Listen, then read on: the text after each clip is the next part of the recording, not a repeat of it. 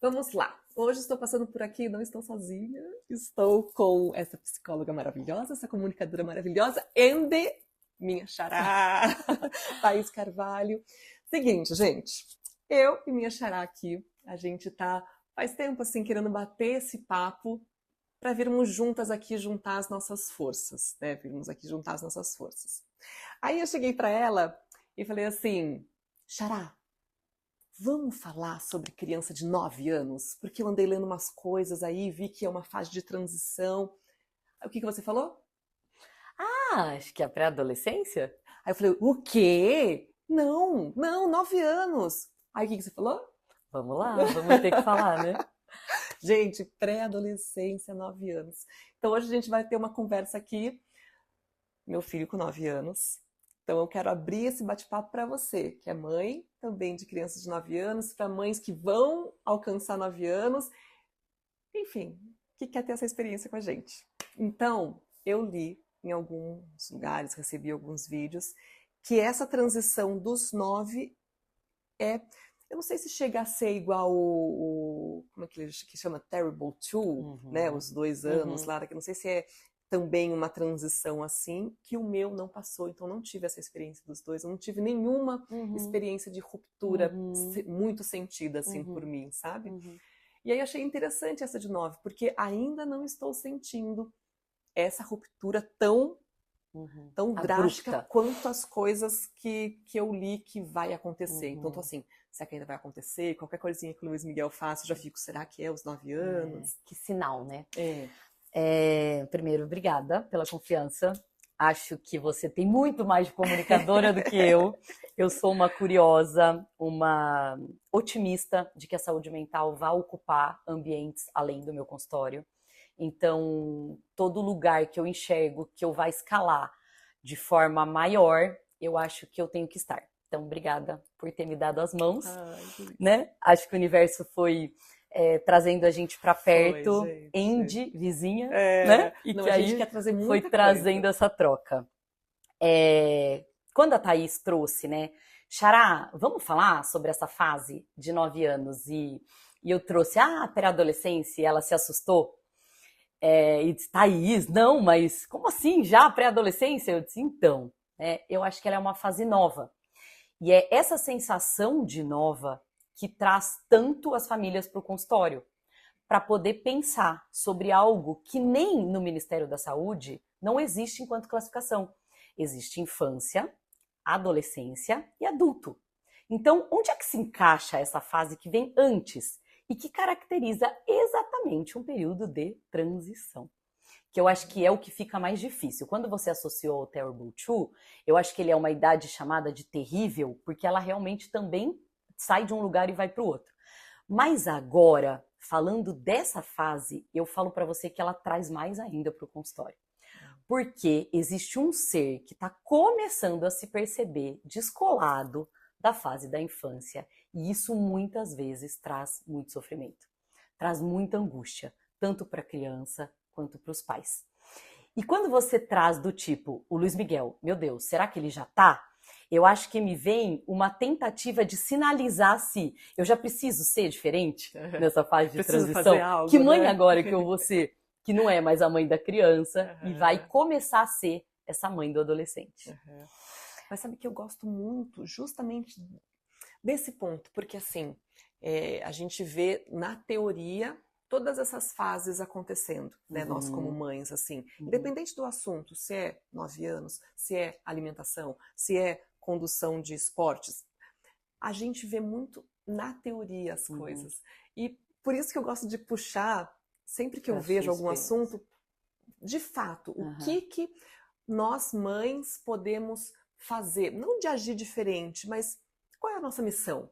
Sempre me uhum, vem isso na cabeça, qual é a nossa missão? Qual é a minha missão agora, com uhum. 9 anos? Eu sei que eu não vou mudar a minha forma de É, ser, é. né? Mas eu posso mudar a minha forma de De olhar. olhar, assim. Quando a gente fala da mãe, a gente estava aqui batendo um papo sobre o que é o certo para a criança, para o adolescente, né, para o pré-adolescente. Eu sempre escuto a disponibilidade dessas mães em estar livres para que o filho apresente quem eles estão dando conta de ser. né? Eu acho que a gente tem uma predisposição a determinar coisas para os filhos da gente, lógico, com a melhor boa intenção de proteger, de cuidar, de educar, mas ainda assim, muitas vezes, a gente atropela o processo de ser espectador de quem eles estão dando conta de ser.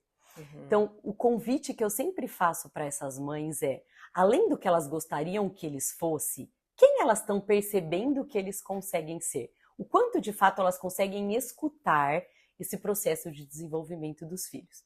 Então, quando você fala sobre esse lugar do Luiz Miguel estar sinalizando possibilidades dessa adolescência, e você quer estar preparada com o seu melhor para recebê-lo, eu acho que a gente está falando de um dado de saúde mental. Porque deixar nesse ambiente, esse espaço livre para o Luiz Miguel ir apresentando quem ele é o que eu acho que a gente tem para fazer por ele hoje. E estar livre sob esse lugar não é tão fácil. Não é deixar livre de horários para ele fazer o que ele quiser fazer lá na rua, não é a falta de limite, mas é estar livre de conceitos prévios que a gente tem, isso, né, baseado muitas vezes na nossa própria história, não permitindo que ele vá sinalizando o melhor jeito para ele. Gente, não, me arrepia falar, porque é realmente desafiador. A gente estava aqui ouvindo sobre experiências enquanto atleta, experiências na escola, experiências de construção do que eles vão querer ser quando eles crescerem.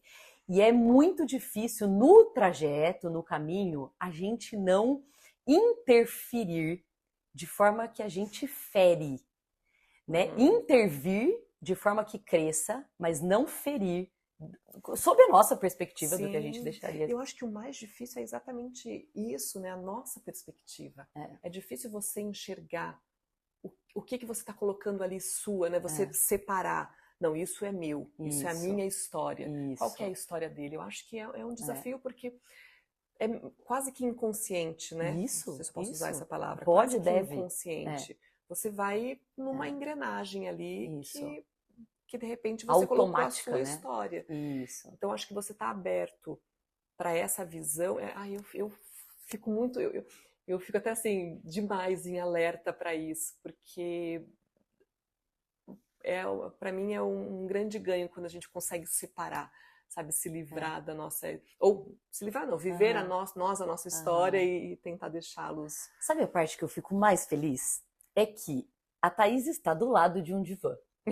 Né? E falar de inconsciente é o meu papel no mundo, né? Jesus. Porque é no inconsciente onde moram os maiores desejos, os maiores movimentos, a coerência. O inconsciente, ele é a nossa caixinha de desejo, né? É nele que a gente tem que olhar, acessar, sentir, perceber. Então, para mim, é arrepiante quando todo mundo que eu recebo, e gostoso poder gravar para falar sobre isso dentro do meu lugar de fala, sentada na minha cadeira, né? Porque assim, eu me aproprio disso, é disso que eu vivo, é isso que eu acredito, enquanto cuidado, enquanto construção, formação de ambiente. Então, é muito legal pensar que ao lado de um divã traz, posso falar do inconsciente? Deve falar do inconsciente, né? É no inconsciente que as coisas moram, a força vem dali. E é nesse lugar que o psicanalista, o psicanalista porque é ele que olha para essa vertente do inconsciente, mas é nesse lugar de cuidado e olhar para isso que faz com que o sujeito desabroche a partir do que faz sentido para ele ser. Então, linda a sua conexão.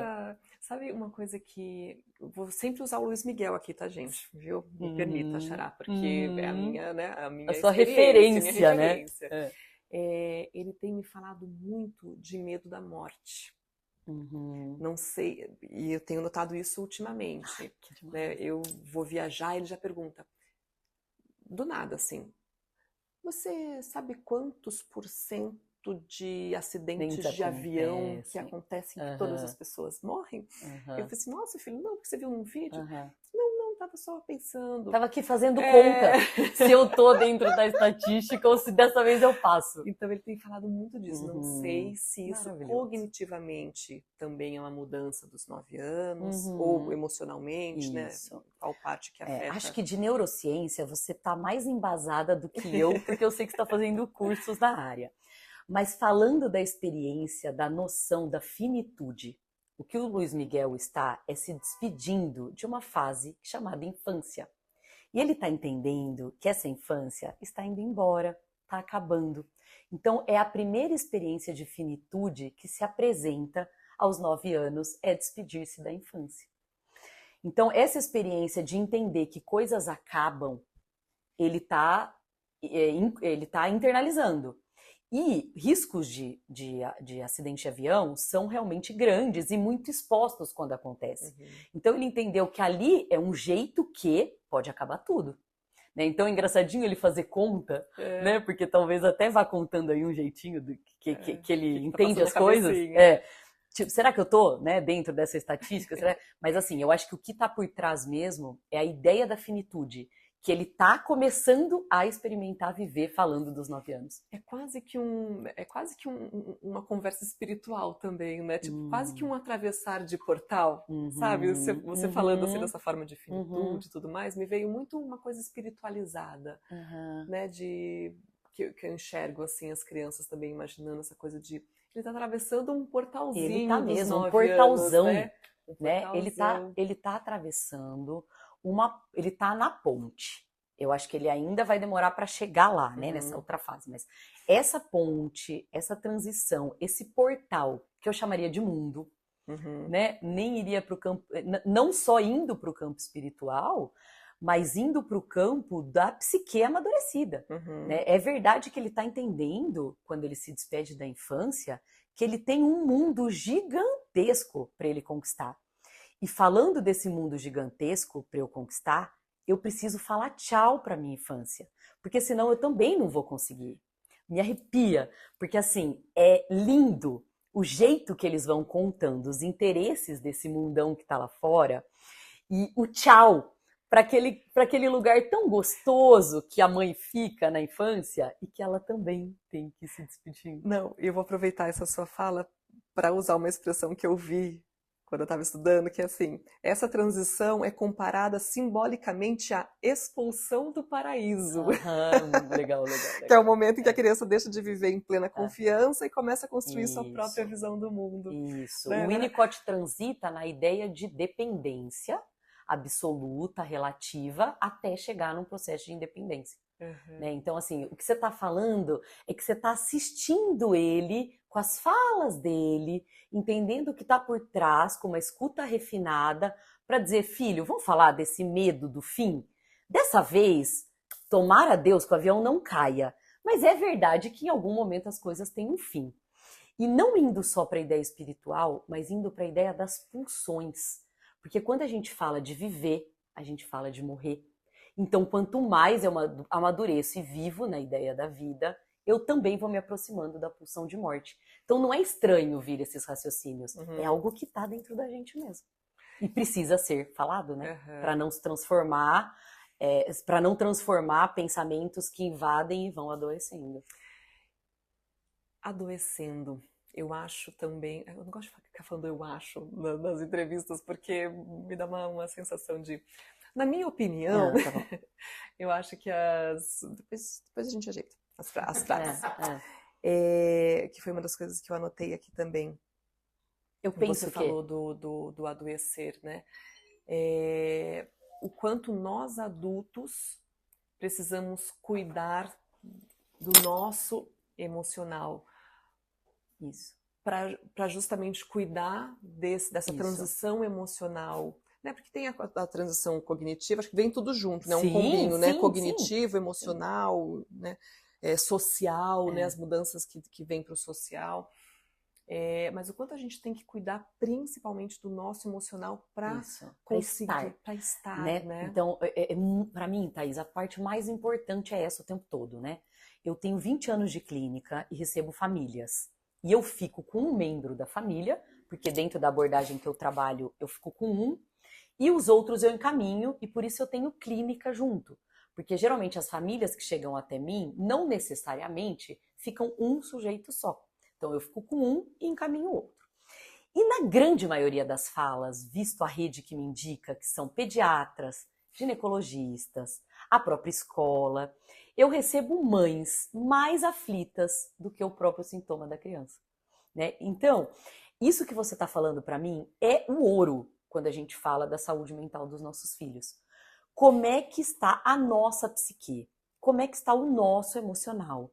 Como é que está o nosso ambiente? Somos líderes de um lar, né? Como é que está essa gestão, esse cuidado? Meu espaço chama Espaço Cuidar, porque essa é a minha proposta, de junto com essas famílias, cuidar desse ambiente para que o seu filho diminua aquilo que ele tem enquanto sintoma, né? Então, é hiper importante essa consciência, esse investimento na nossa saúde emocional e psicológica, para que a gente esteja o melhor da nossa versão, para que esses filhos, né, possam passar esse portal da melhor forma possível. Porque já basta as dificuldades deles para encarar esse portal, sim, ainda ter que lidar com as nossas, deixa o desafio muito maior, né? Não, eu observo que muitas coisas simples do dia a dia a gente acaba complicando por conta do nosso emocional, por conta da nossa pressa, por conta também da nossa, né, da nossa cultura, meu enfim. Deus. Mas tudo muito nosso, assim, às vezes você fica estressada.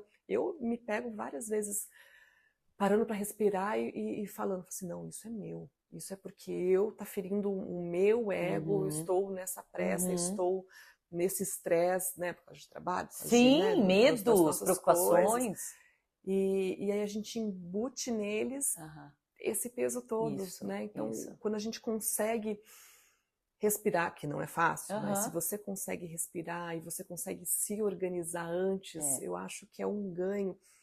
O se organizar antes, para mim, é dica de ouro, assim, quando me perguntam assim, qual a dica né, que você pode dar para as futuras mães? Se organiza, com tempo.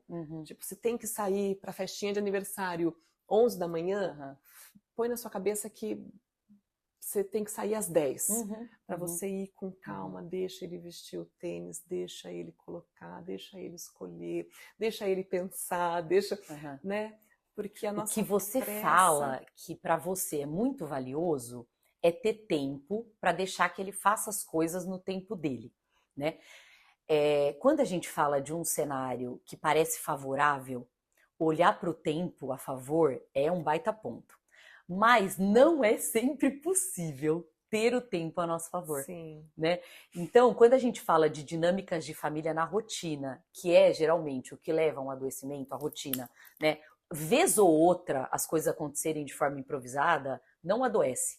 O que adoece é muitas vezes a forma que as coisas se estabeleceram, isso vale para a alimentação, para o ritmo do sono, para o estudo, né? E que vai levando a um quadro que acumula e leva ao adoecimento. Então, assim, é ideal a gente ter tempo. Né? Mas você não acha que, sim, nem sempre é possível, mas você não acha que esse nem sempre é possível está muito porque a gente não faz ser possível? Também.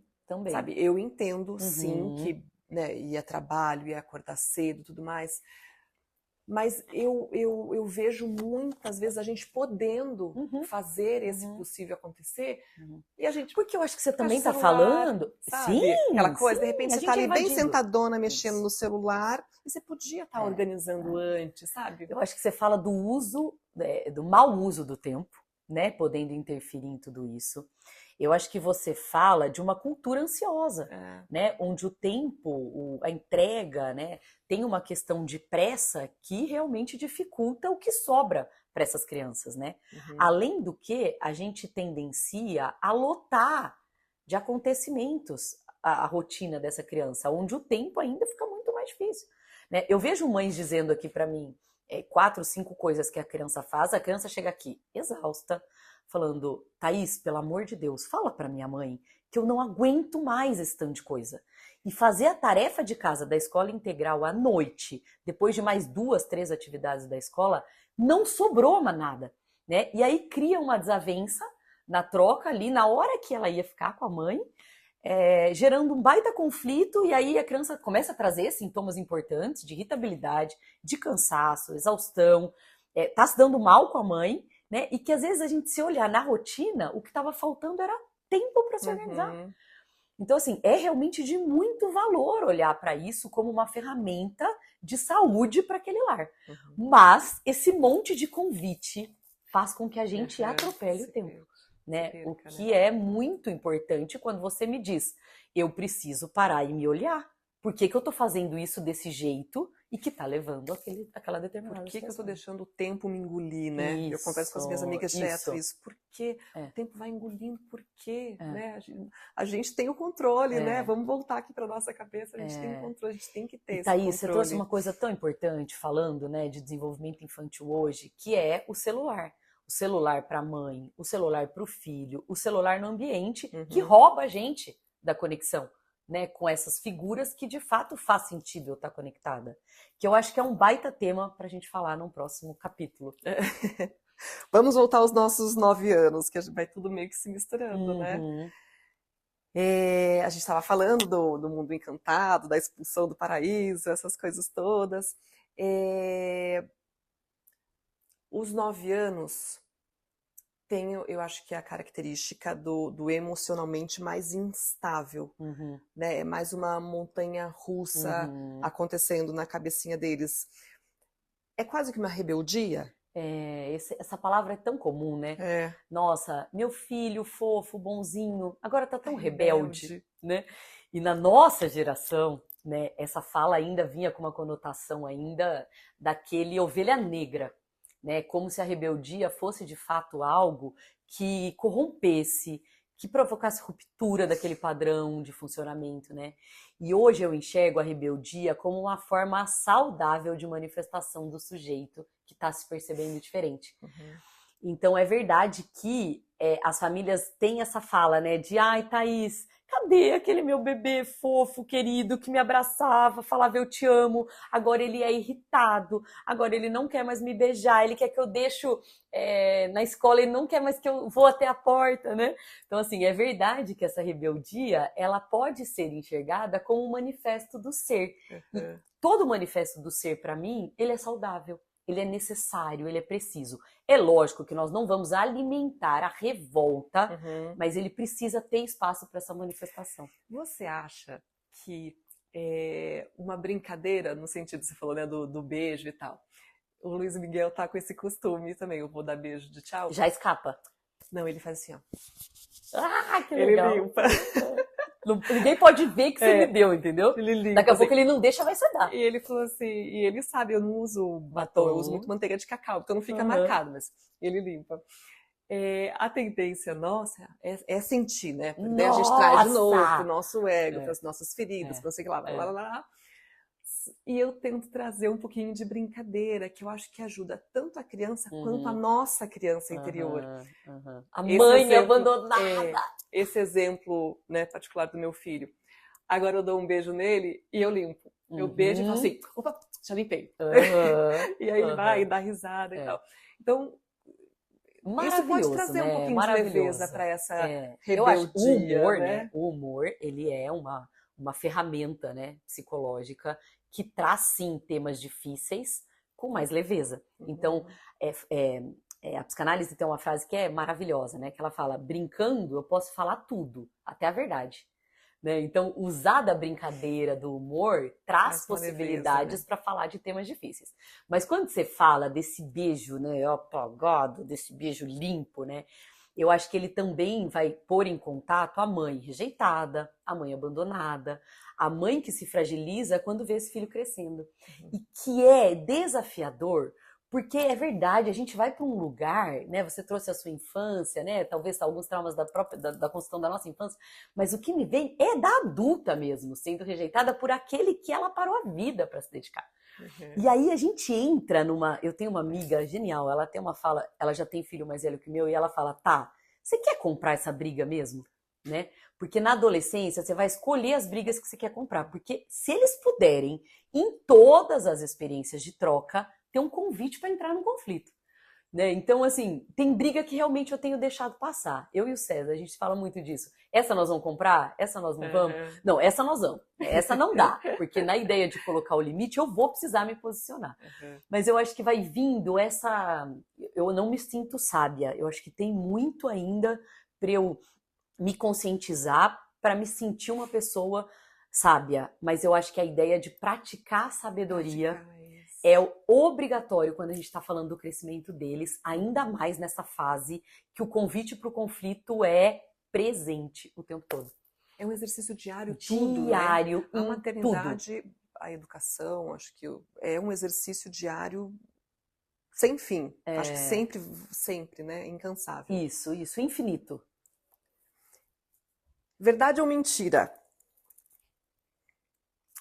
Na prática, o que nós pais podemos fazer para quando ou para esse momento dos 9 anos das crianças, né? Dessa transição. Manter os limites já bem direcionados com acolhimento, com segurança.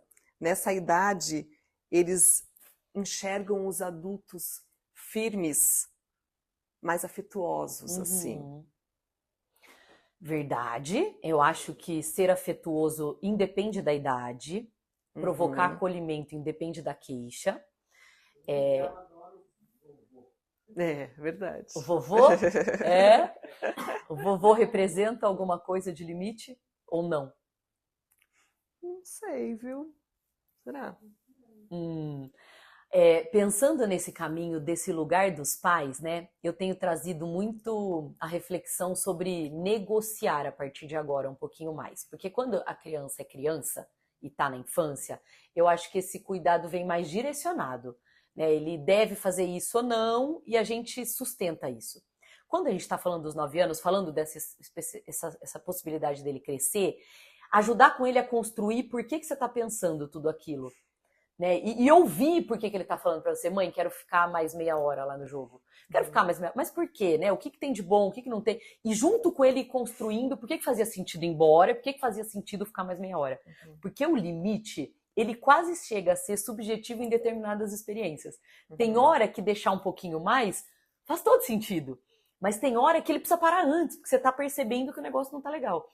Então, assim, o que é esse limite, eu acho que é construído mesmo do que eu dou conta, do que você dá conta, do que a gente faz com isso. E eu percebo que não existe regra. Isso. Porque cada serzinho, é o que a gente estava comentando aqui antes da gravação. Para o meu filho, o limite de tela, por exemplo, não faz nenhum sentido, porque ele não... Ele nem adere, não é o lugar que ele gosta. Então, o que eu falo direto também nas minhas redes, nas minhas conversas com as minhas amigas, não existe uma regra.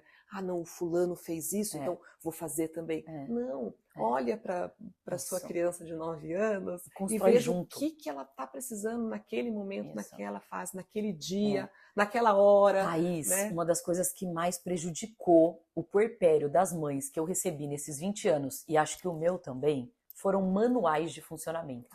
Né? Isso, para mim, caiu sempre de um jeito muito ruim, porque eu que sempre valorizei, né, esse espaço de reflexão e construção, de repente estava tendo que seguir regras, coisas, né, mais quadradas, mais concretas, que muitas vezes feriam o funcionamento do ambiente, que me faziam mal, e fazia mal para eles e tirava o clima.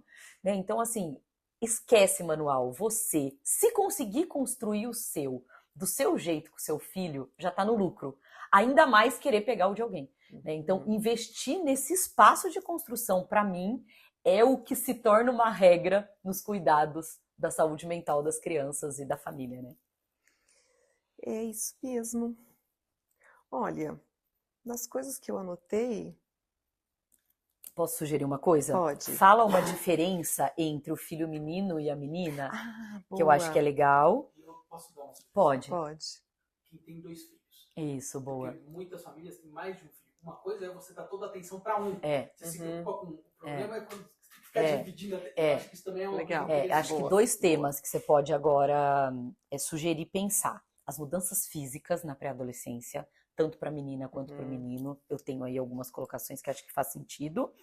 E também a chegada de um irmão e muitas vezes esse olhar de dedicação quando se tem 1, 2, 3 filhos, né? que a Thaís não tem essa experiência. Exatamente. Menina e menino. Essas que você sugeriu, né? As diferenças da menina. No corpo mesmo. Questão de Isso. chegada de um irmão. Isso.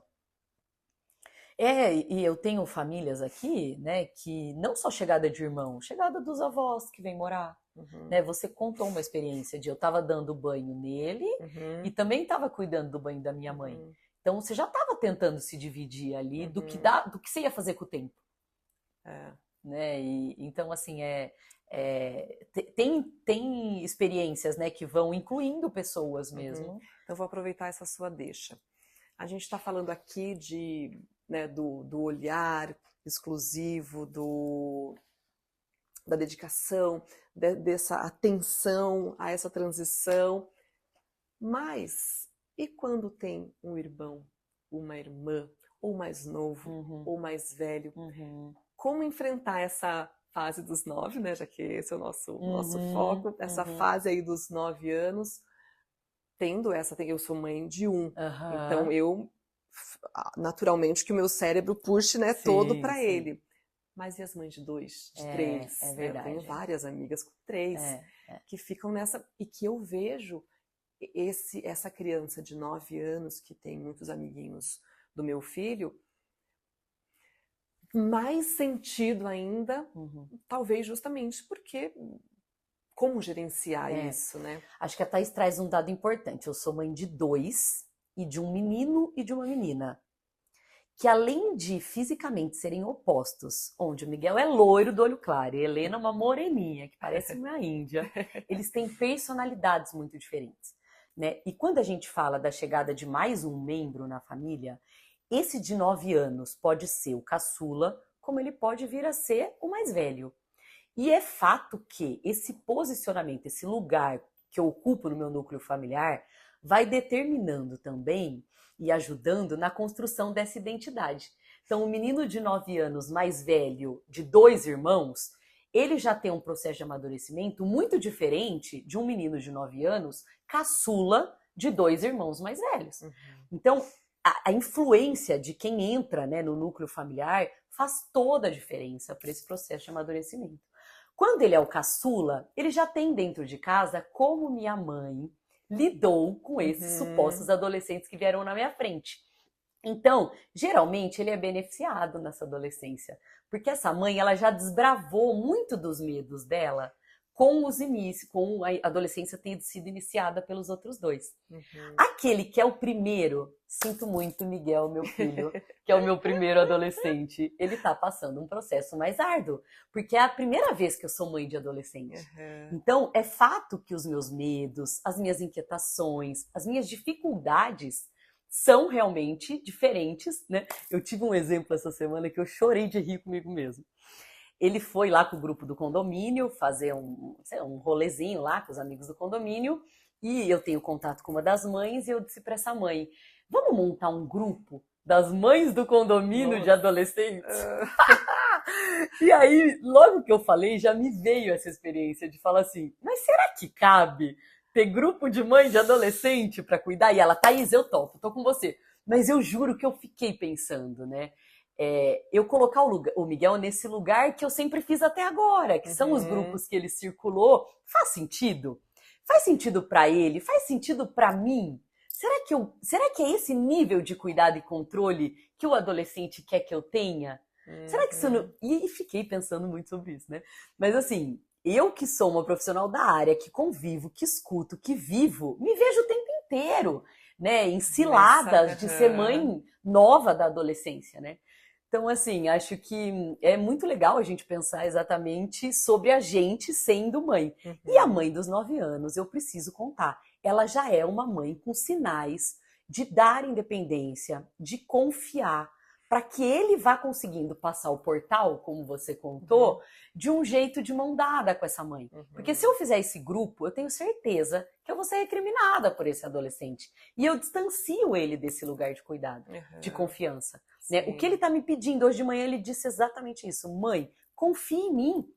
Confia no que você fez até agora. Não precisa ficar tão... Ele usa o termo preocupação, mas eu acho que é tão... Manda mensagem, fica um pouco em cima. Então, assim, vai ouvindo, né? E entendendo que eles vão sinalizando que eles querem que você confie e cresça. Sim. Né? Eu fiz um evento no Tamboré, depois você não põe isso, mas aquele que eu te chamei. Eu criei uma experiência de conduzir a campanha que o Tamboré trouxe chamava Mãe é Laço para Toda a Vida. E eu fiz uma experiência de eles irem tirando nós de um laço. Você viu o materialzinho, né? E aí, aos pouquinhos, da mãe da infância, da mãe da adolescência, da mãe que virou mãe e até a mãe vai embora. E essa mãe que vai embora, a gente no final da experiência, colou o laço numa bexiga de gazélio. Né? E a mãe vai embora. Mãe é laço para toda a vida. E muitas ali, infelizmente, as mães já haviam ido embora mesmo. Né? E esse cordão de luz que fica entre o filho e a mãe é o que fica. E é o que protege. E é o que cuida. Então, o que nós, enquanto mães, devemos é alimentar esse cordão de luz, que vai ficando cada vez mais fininho até de fato partir. Né? E que é uma experiência tão difícil. Porque na infância ele é concreto, você dá a mão para o bebê andar. E depois você vai soltando a mão, até que vai ficar algo. Né? Então a experiência é muito subjetiva, é muito simbólica, é intocável, mas é o que fica com força para uma vida inteira. Né? Então acho que na adolescência é o segundo nozinho, né? Desse afrouxamento da mão. E ao mesmo tempo você perceber... Porque eu sou aquela mãe que solto. Eu sou aquela mãe, assim, que eu confio mesmo, assim, não só na criança, como em Deus, em tudo, assim. É muito difícil eu ficar com medo de alguma coisa, assim, sabe? Normalmente, o meu cérebro leva mais pro tipo, não, vai lá, filho, não, vai, sobe mesmo. Mãe, tá muito alto aqui, não, pode subir. Eu tenho esse perfil. Às vezes eu noto que ele precisa... Ao contrário. Né? Então, de novo, o não ter regra, o você observar. Isso. Já eu me sinto a mãe mais preocupada, acho que essa é a palavra. O consultório, ele é um lugar para mim que eu cresço todos os dias, mas ele também me traz quando as coisas fugiram um pouquinho. Então, como eu fico muito imersa nessa escuta, eu acho que ele me traz uma consciência que me aproxima um pouco mais do medo. Né? Então, assim... e na adolescência, que é um público muito grande que eu tenho por aqui, eu sou a mãe apavorada. Né? Então eu me sinto mesmo por essa escuta que já me antecedeu. Não tem uma frase que fala que às vezes ser alienado é bom, né? Às vezes como não ouço tantos casos, né? Não tô... O consultório, ele me antecede de forma que ele me deixa mais atenta ao que não aconteceu com um monte, o que aconteceu ao mesmo tempo com mais medo, né? Não é, gente? Né? Tem coisas que... às vezes eu sei que muitas das minhas construções paranoicas vêm de experiências que eu compartilho aqui. E eu tenho uma frase para todas as famílias que me procuram, para todos os amigos que eu convivo, na minha família e para os meus filhos. Tudo acontece com todo mundo. A nossa vulnerabilidade é de tudo. Então, assim, não julguem, não vão contra o que a família está te contando, não ache que na sua casa isso nunca vai acontecer. Não é uma verdade. Né? Independente do ambiente ser o nosso bairro ou ser um outro ambiente, tudo acontece com todo mundo. Então, essa consciência de entender que nós precisamos, né, ouvir com muito carinho, com muito cuidado, com muito respeito, eu acho que é uma das coisas que eu mais tento treinar dentro do meu universo, deixando que o outro desabroche. Né? Infelizmente, os riscos são para todos. Para encerrar nosso bate-papo dos 9 anos, você enxerga alguma diferença voltada para meninas e meninos nessa transição, nesse portal aí que a gente tem citado? Tem alguma coisa específica que você fala, isso acontece mais com as meninas dos 9 anos e isso mais com os meninos? Legal. É legal pensar nos dois, né? Eu tenho essa experiência em casa, graças a Deus, meu sonho realizado, e eu também vejo por aqui. Além das mudanças físicas diferentes acontecerem nas meninas e nos meninos, que é um tema legal, Thaís, para a gente falar com mais mais específico, porque a mudança física, ela assusta muito essa criança, né? O corpo vai começar a apresentar pelo, a curva começar a ser sinalizada no corpinho da menina, o broto mamário na menina, vai vindo de um jeito que muitas se assustam demais. A voz nos meninos, né, que vai engrossando, o tamanho, eles descoordenam, né, porque o corpo cresce às vezes numa velocidade que ainda ele não conseguiu controlar, ter essa consciência de controle, isso, né? Então eles ficam muito perdidos. Até quem é muito ligado ao esporte, nessa fase, às vezes tem um pouco de queda. Porque, na verdade, essa consciência corporal, aquele menino que calçava X, usava Y, e fora o estilo, né, de roupa que eles mudam de repente, assim, amava, agora odeio, né? Para traduzir o que eu tô sendo, a tentativa do que eu tô sendo. Essa questão física é algo bem importante para olhar quando tem esses estirões, quando eles vão percebendo essa diferença. Então, até a coordenação motora é alterada e ele precisa se revisitar naquele novo corpo, né, que está vindo diferente. E alterando aí, às vezes, o desempenho dele no futebol e tudo mais, que é legal ir trazendo, que às vezes ele não tá ruim no futebol, ele tá tentando entender a velocidade dele, a perna dele que tá maior, o peso dele, né, que se altera, enfim. Então, sim, acho que tem muitas diferenças. Mas além das físicas, que eu acho importante, tem as inquietações, né? O que é muito comum das meninas de 9 anos. Mamãe, você que está me assistindo, que tem uma menina de 9 anos, eu tenho certeza que você se depara com questões na socialização. A menina de 9 anos tem uma grande preocupação em estar inserida no grupo, em fazer parte de alguma coisa que às vezes ela não faz, mas num nível que desorganiza e deixa o ambiente muito ruim. Os meninos aqui recebendo e tendo vivido um pouquinho com meu filho, não traz com tanta frequência essa necessidade de participar da socialização do jeito que a menina traz.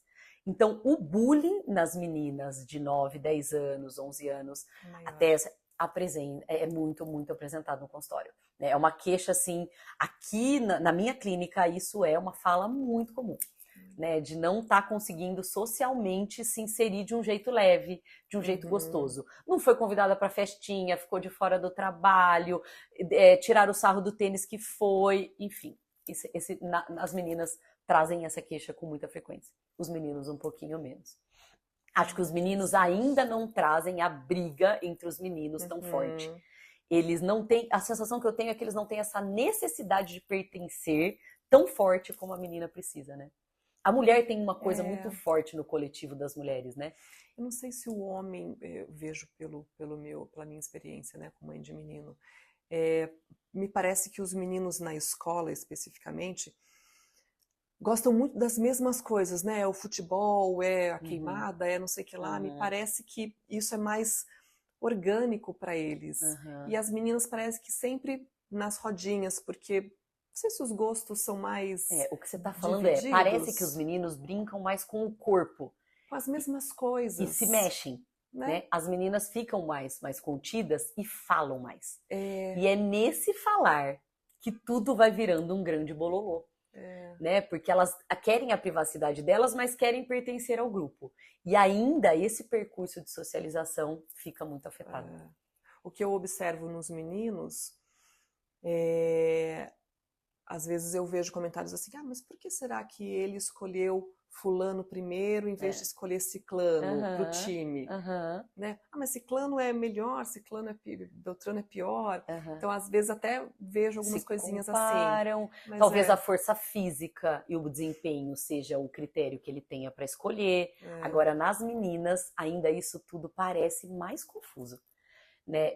Elas tentam andar em grupo, aí de repente viram trios, aí de repente essas duas que eram amigas deixam essa, aí daqui a pouco essa, gente um bololô, e leva a um nível de angústia que prejudica o aprendizado, que não quer mais ir para a escola, que se sente rejeitada, se sente sem lugar. Você acha interessante os pais intervirem nesses casos específicos? É o que eu mais escuto, né? As mães também vão para um lugar regredido, né? E me coloco nesse lugar de mãe. Também já ouvi de forma que eu quase tive menos idade do que a minha filha de 9, né? Porque acho que a gente tem um convite quando o filho está sofrendo de ir para o mesmo lugar que ele, Sim. né? E muitas vezes a gente perde a manobra de como cuidar. Então, assim, a sugestão que eu dou para os pais, para as mães, né? Leva para o ambiente, deixa que o ambiente se resolve e confie na capacidade do seu filho de resolver os conflitos dele. Por quê? As mães brigam entre elas muitas vezes, sinalizando alguma coisa dos filhos, e mãe não suporta que fale mal do próprio filho. E aí, esses filhos, depois de 2 horas, já resolveram. Mas independente se vai ter um atrito negativo entre os pais, mas você acha interessante os pais intervirem ou sempre deixar as crianças... Das experiências que eu tive e que eu escuto aqui, eu acho que as crianças elas precisam ter espaço para falar do que elas estão achando e de como elas resolveriam. E é fato que se você não tiver uma intervenção afetuosa, legal, o bolo fica ainda pior. Né? Então, não incentivem que seu filho agrida. Só escuta ali, né? Não impulsione ele a... ele não é bobo se ele sair do conflito sem dar o outro tapa na cara. Né? Não incentivem a violência, não compactuem dessas formas de agressão para a criança resolver, que muitas vezes é a forma que ela está achando que ela devia resolver. Nossa, me deu vontade de ir lá e dar um tapa na cara, eu tomei um tapa na cara, me deu vontade de ir lá. Acho que é preciso intervir e dizer, filha, não, você não vai dar um tapa na cara. Essa forma não é a melhor forma. Vamos pensar juntas como você vai se proteger dessa agressão, mas ainda assim de um jeito mais sadio. E é nessa pequena experiência que ela vai ter a chance de aprender para replicar depois até como adulta. Né? Porque não cabe. Então, assim, acho que é fundamental que os pais intervêm no núcleo familiar, mas não lá fora. Né? Porque o lá fora gera outras complexidades da situação que às vezes era só uma questão das crianças conversarem e se entenderem. Seguinte, eu e minha xará vamos tentar voltar mais vezes juntas para ter bate-papo assim, né, sobre outros temas. A gente vai pensar em temas legais assim e a gente vai tentar manter uma rotininha, né, dessa troca gostosa com vocês. Isso aí, xará. Boa.